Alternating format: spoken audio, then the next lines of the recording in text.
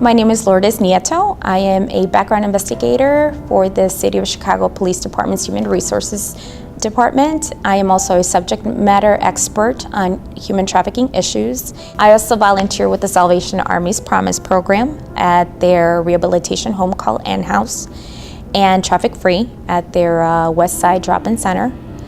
And I host a human trafficking information session in the neighborhood of Pilsen on a bi-monthly basis.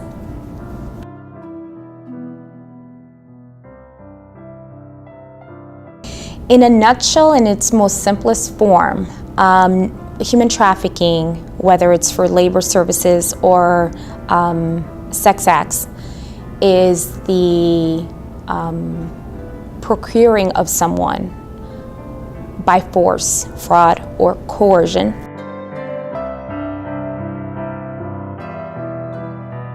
It's just like a basic, what is human trafficking, specifically to people who don't know anything about it. It's bi-monthly, depending on when the library is available, usually at Rudy Lozano Library in Pilsen. It's where I'm from, so I figure I'd start at home.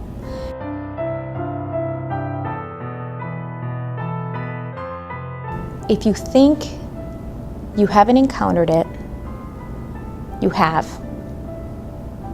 You just don't know how to identify it yet.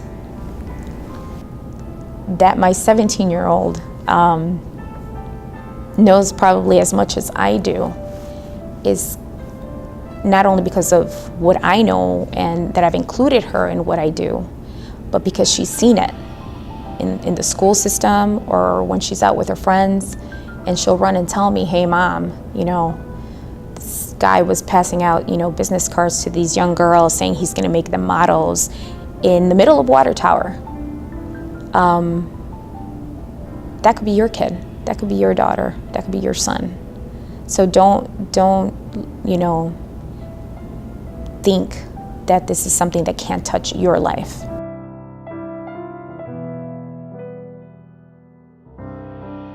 I think it's just being a human being and wanting to help. Many years back when I initially got involved in this, I was attending a church on the Northwest Side, and a representative of an organization in India came to speak to us about possibly going out to India and helping in rescue efforts. And that didn't happen at the time because of legalities and just safety issues. So that just kind of planted a seed. And I, on my own, just started going to trainings and reading up on the issue. And then slowly but surely, I started realizing that it was something that was happening here. I had this misconception it was something that just happened in other countries.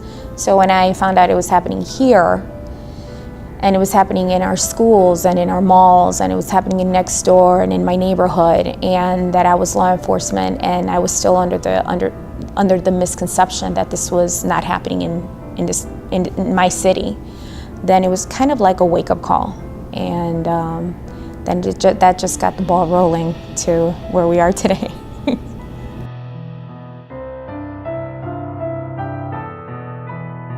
I currently volunteer in a couple of locations.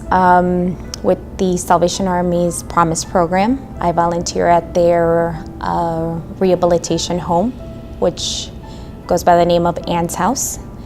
It's in one of the suburbs bordering Chicago.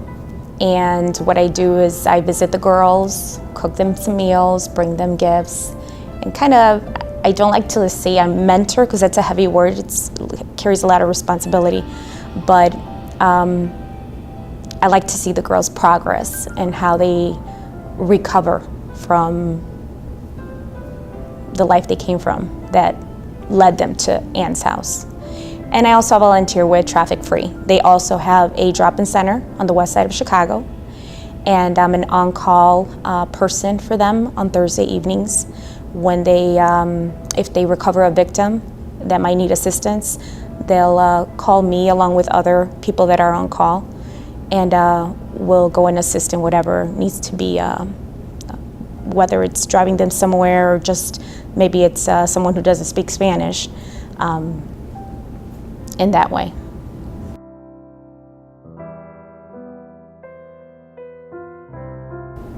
It's humbling to me because they allow me to be a part of that, their life and their experiences and their journey.